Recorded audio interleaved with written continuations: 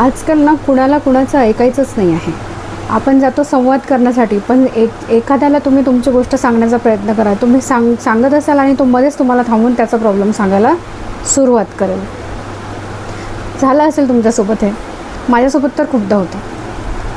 म्हणजे पहा की आपण बसतो संवाद करायला, एकमेकांचे प्रॉब्लेमच सांगत असतो आपण, पण त्यामध्येही कोणी ऐकायला पण तयार नाही आहे. फक्त सगळ्यांना स्वतःच सांगायचं आहे.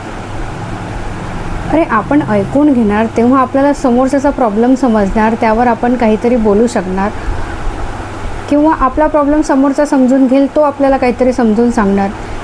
हा पण विचारच करत नाही आहे.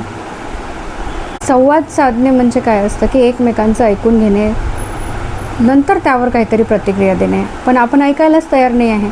प्रत्येकाला फक्त सांगायचंच आहे. तर एकमेकांचं ऐकून घ्यायला शिका आणि संवाद साधा एकमेकांशी. त्याला संवाद म्हणतात. हे तर नुसतं एकतर्फी बोलणं झालं. तुमच्यासोबत पण जर असं झालं असेल तर आपला एक्सपिरियन्स प्लीज कमेंटमध्ये सांगाल. विचार आवडला असेल तर प्लीज व्हिडिओला लाईक कराल. थँक्यू.